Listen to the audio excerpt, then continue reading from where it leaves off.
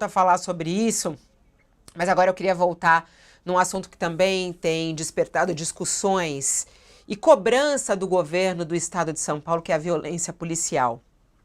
O que nós temos de novidade nesse caso? Na verdade, mais informações e o relato, triste do homem que foi jogado de uma ponte por um policial militar. Ele deu entrevista nesse final de semana ao programa Fantástico da TV Globo e nessa entrevista ele fala: quase morri na mão de um policial que estava desequilibrado, foi o que ele disse. O homem que foi jogado por uma ponte diz que quase morreu na mão de um homem, de um policial desequilibrado. E aí ele diz: o que passou na minha mente para ele me jogar da ponte? Questionou. O que passou na mente para ele me jogar da ponte? O nome dele é Marcelo Barbosa, ele tem 25 anos e ele diz: eu pensei que eu ia morrer. A partir do momento em que ele falou para mim que ia me jogar da ponte, eu pensei, eu não sei voar, é impossível. Eu pensei que eu ia morrer, disse ele. Ele foi jogado a uma altura de 3 metros e 70 centímetros. Mas o manobrista afirmou que não se machucou muito com a queda. A ferida na cabeça rendeu 8 pontos, ele teve que ser socorrido, foi para o hospital, tomou 8 pontos na cabeça e teria sido esses pontos, na verdade, por causa das pancadas que ele tomou na cabeça de cacetete da polícia. Em depoimento, Marcelo contou que passava de moto pela região quando foi abordado pelos policiais. Ele afirmou que os documentos não foram requisitados em nenhum momento. Ele disse: eu disse para eles que eu não era ladrão e que minha moto não era roubada, que minha moto estava certinha, não tinha nada de errado. E mesmo assim, eles fizeram isso comigo e eu pensei que eu ia morrer, disse ele. O policial militar Juan Felipe, de 29 anos, que cometeu esse crime, está preso neste momento. A defesa diz que os policiais estavam sendo hostilizados na região. Essa foi a informação que os policiais deram. Não estamos dizendo que se justificou ou não, mas imagine você, um cidadão de bem, à flor da pele, numa situação de estresse. A gente tem a certeza de que isso, de algum modo, contribui para o Senado. Foi isso que disse justamente o policial. Vamos lá, o relato dessa vítima, Josias, é muito importante também para que a gente possa entender a atuação da polícia, né? Ele contando dos bastidores, de quando ele foi parado, em nenhum momento eles quiseram ver os documentos dele, ele alegando que ele estava correto e mesmo assim ele não sendo ouvido por aqueles que, na verdade, deveriam proteger a sociedade, né, Josias? Essas imagens, Fabiola, elas caíram sobre a crise da polícia de São Paulo como uma imagem símbolo, né? Noutros tempos, o acontecimento que feria a rotina, como uma espécie de uma lâmina fria e tal, que fazia escapar o controle, a rotina, esses acontecimentos eram. eh, eram tratados como deveriam, né? Aqui nós estamos diante de um acontecimento como esse. Agora, o que mais chama a atenção não é a anormalidade de um PM jogado do alto da ponte, aliás, um PM jogando do alto da ponte, um sujeito que estava ali de moto, não pediram nem os documentos, né?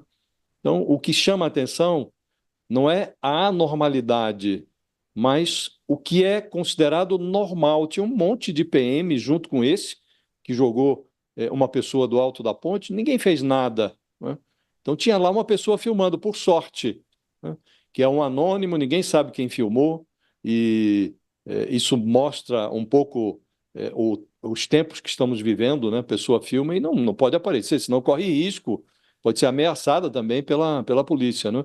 Então, o que mais chama a atenção é o que é tido como normal. Olha, a PM está lá, mas ninguém, diante de uma anormalidade grotesca como essa, ninguém fez nada.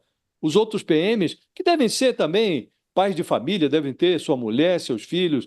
É possível até que algum deles tenha chegado em casa, a mulher perguntou: e aí, como é que foi seu dia? Ah, foi tudo normal. Nada de anormal, tudo tranquilo, né? Então, a anormalidade se transformou em algo normal para a Polícia Militar de São Paulo. E isso chama muita atenção, porque isso desmoraliza a instituição. A tal ponto que o governador, que vinha contemporizando com isso e vinha autorizando a barbárie com as suas declarações, com seus atos, ele como que caiu em si e fez uma autocrítica em relação à negligência que vinha adotando quanto ao uso de câmeras na farda dos policiais, fez uma declaração reconhecendo que as suas afirmações têm um peso sobre o comportamento dos policiais.